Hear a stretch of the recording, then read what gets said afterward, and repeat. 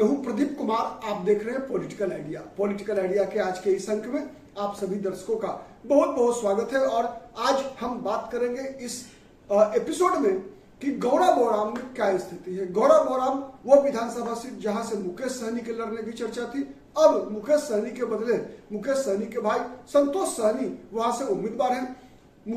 गौराबोराम इसलिए चर्चा में है कि गौराबोराम वो विधानसभा सीट है जहां पर कि आरजेडी का उम्मीदवार भी चुनाव लड़ रहा है, लेकिन वो तथाकथित रूप से लालू प्रसाद यादव और तेजस्वी यादव की मर्जी के खिलाफ लड़ रहा है चुनाव।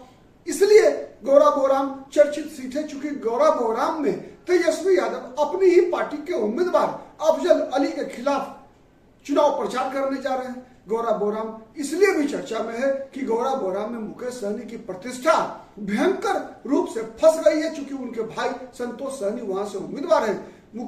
ये गौराबोराम विधानसभा सीट इसलिए भी चर्चा में है कि क्या पर्दे के भीतर जो गेम आरजेडी ने किया, उस गेम का परिणाम क्या होता है।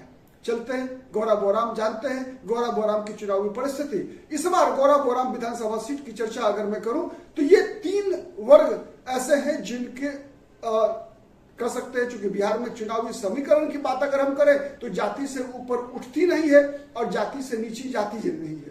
ठीक है, ये सच्चाई है। तो अगर हम देखें तो गौराबोराम वो विधानसभा सीट है जहां पर कि मुसलमानों की आबादी सबसे अधिक है। ठीक है, सबसे ज्यादा अगर किसी की आबादी है तो वो मुसलमानों की आबादी है। साथ ही चुनाव को प्रभावित करने में ब्राह्मण, यादव, सहनी ये सभी जातियां बहुत प्रभावी रहती है। लेकिन एनडीए का उम्मीदवार राजपूत जाति से सुजीत कुमार सिंह, एनडीए का उम्मीदवार सुजीत कुमार सिंह, आप देखते रहिए स्वर्णा सिंह के पति, जो पिछली बार स्वर्णा सिंह 2020 के विधानसभा चुनाव में इसी विधानसभा सीट से वीआईपी की टिकट पर चुनाव जीतने में कामयाब हुई थी। और हराया किसको था? हराया था वही अफजल अली को, जो इस बार आरजेडी के तथाकथित उम्मीदवार है। तथाकथित उम्मीदवार इसलिए मैंने कहा कि चूंकि लालटेन लेकर लड़ रहे हैं, लेकिन लालू यादव का आशीर्वाद नहीं है, तेजस्वी यादव उनके खिलाफ प्रचार करने वाले हैं। ठीक है, तो ये बातें इसे मैंने तथाकथित आरजेडी उम्मीदवार कहा। ठीक है, तो अब ये परिस्थिति बनी है कि वहां आरजेडी के अपने उम्मीदवार हैं, तथाकथित उम्मीदवार अफजल अली, मुकेश सहनी का भाई संतोष सहनी वीआईपी के टिकट पर चुनाव लड़ रहे हैं। चर्चा तो मुकेश सहनी के स्वयं के लड़ने की थी, लेकिन खैर इसकी बात चर्चा मैं पहले कर चुका हूं, आज मैं दोहराऊंगा नहीं उसको। और बीजेपी की तरफ से स्वर्णा सिंह के पति सुजीत सिंह, मतलब एक तरह से वीआरएस लिया है उन्होंने, आईआरएस ऑफिसर रहे, तो बीजेपी ने उनको टिकट दिया है। बहुत कुछ कैलकुलेटेड ये एक प्रकार का स्टेप है, और उसी प्रकार का स्टेप है जिस प्रकार का स्टेप 2020 में वीआईपी के उम्मीदवार के रूप में लड़ी थी स्वर्णा सिंह और जीती थी चुनाव। इसके अलावा इस विधानसभा क्षेत्र में मैंने बताया सामाजिक रूप से मुसलमान, यादव, ब्राह्मण ये 3 प्रमुख जातियां हैं जो प्रभावी हैं। सहनी समाज का भी अच्छा वोट है। और इस चुनाव में अगर उम्मीदवार की बात करें तो सुजीत कुमार बीजेपी के उम्मीदवार हैं, संतोष सहनी वीआईपी के उम्मीदवार हैं, राजद के तथाकथित उम्मीदवार हैं अफजल अली। साथ ही जनसुराज ने भी एक अल्पसंख्यक मुसलमान उम्मीदवार ही वहां से उतारा है, मोहम्मद इफ्तिखार आलम।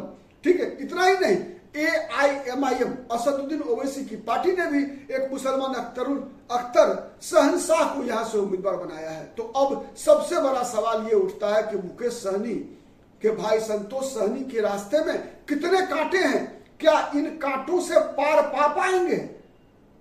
तो एक तरफ अगर सुजीत कुमार की बात करें तो सुजीत कुमार के साथ एनडीए का वोट बैंक है। जो उम्मीदवारों की सूची दिख रही है आपको, इन उम्मीदवारों की सूची में एनडीए का वोट, अगर कोई एक वोट टूटता हुआ दिख रहा है तो वह है सहनी का वोट।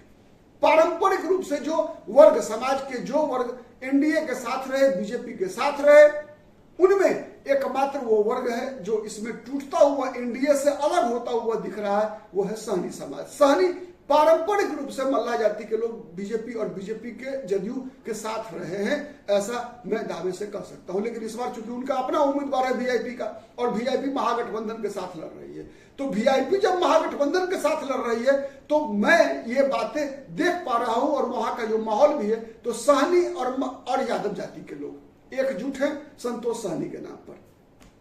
लेकिन आबादी तो सबसे बड़ी है मुसलमानों की, ये वोट कहां जा रहा है?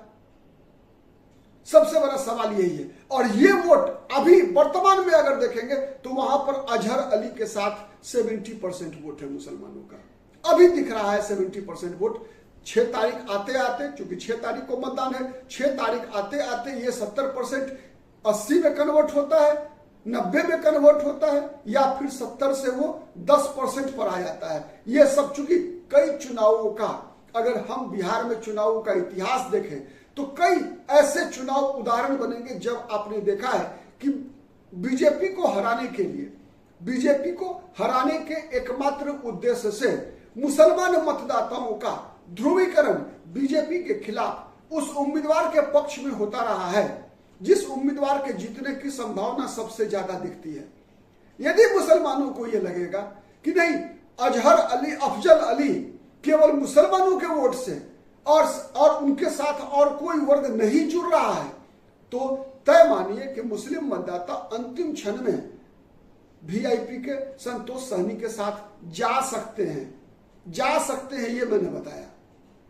ठीक है, अगर उनको लगेगा मुसलमानों को कि नहीं, अफजल अली चुनाव जीत सकते हैं, समाज के अन्य वर्ग जुड़ रहे हैं या फिर नहीं भी जुड़ रहे हैं, तब भी अगर मुसलमान मतदाता, चूंकि बंटवारा है वोट का, ठीक है, तो अगर मुसलमान एकजुट हो गए अफजल अली के साथ, ये एकजुटता 90% तक गया।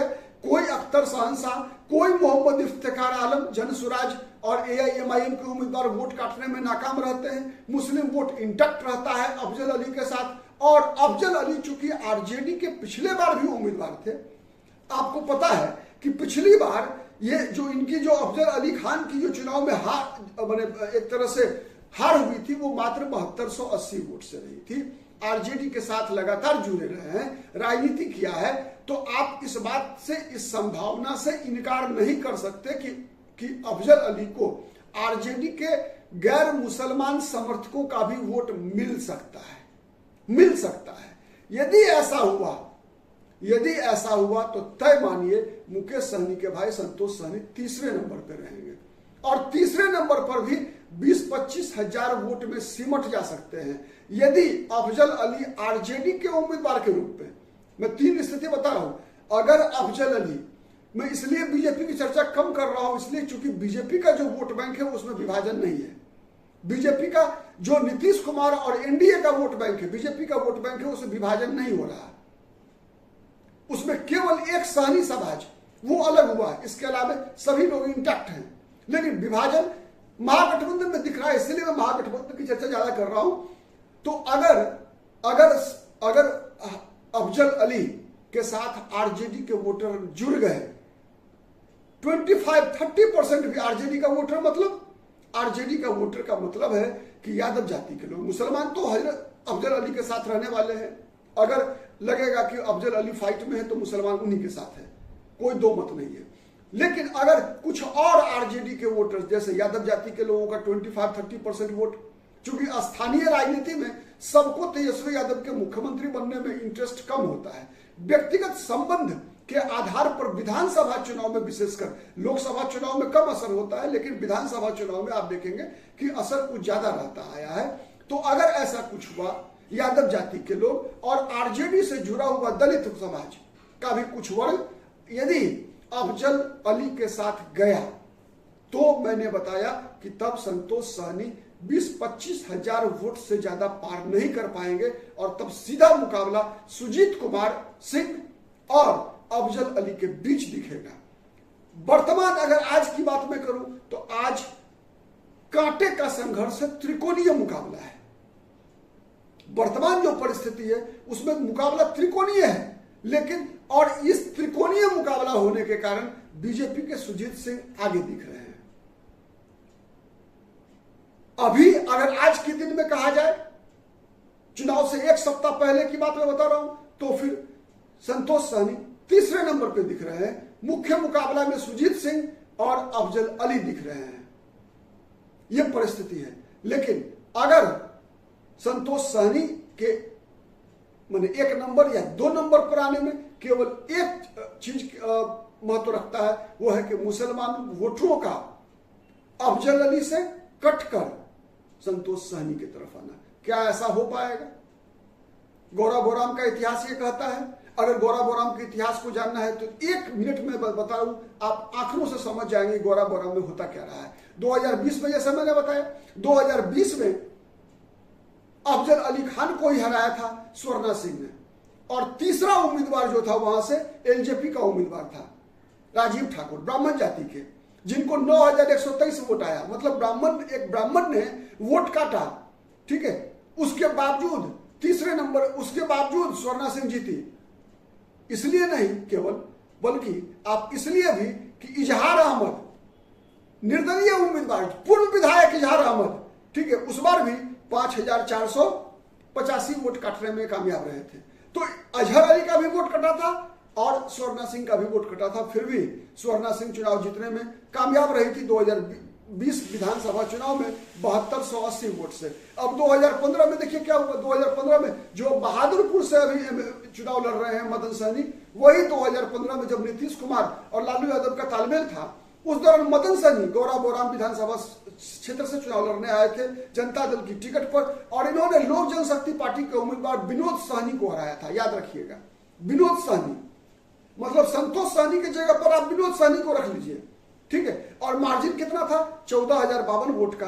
और उसमें तब जब रणधीर चौधरी, निर्दलीय ब्राह्मण जाति के, उन्होंने 6218 वोट काटा था, और साथ ही मोहम्मद निसार आलम, एक मुसलमान उम्मीदवार ने भी 5725 वोट काटा था, ठीक है। 2010 में उसी प्रकार से वहां से जनता दल यूनाइटेड की टिकट पर मोहम्मद इजहार अहमद चुनाव जीते थे। उन्होंने आरजेडी के उम्मीदवार डॉक्टर महावीर प्रसाद यादव को हराया था, ठीक है, और हार का मार्जिन था 10,602 वोट का, ठीक है। और उस बार कांग्रेस पार्टी की टिकट पर नागेश्वर पजियार भी चुनाव लड़े थे, जिनको 14,396 वोट मिला था। इस बार भी दावेदार थे नागेश्वर पजियार, लेकिन उनको टिकट मिला नहीं। अगर आरजेडी से उनकी भी चर्चा चल रही थी। खैर, ये आखिर मैंने इसलिए बताया कि वहां का चुनाव डिपेंड करता है तीसरे, चौथे, पांचवें नंबर पर रहने वाले उम्मीदवारों की वोट की संख्या क्या होती है। अभी इस विधानसभा चुनाव में गौरा बोराम में फिर दोहराऊं कि त्रिकोणीय मुकाबला है। पहले दूसरे नंबर पर मुकाबला दिख रहा है। मुख्य मुकाबला में आने का प्रयास कर रहे हैं संतोष सहनी। प्रयास कितना कामयाब होता है कहना मुश्किल है। गोलबंदी किसके पक्ष में होगी बीजेपी को हराने वाले लोगों की?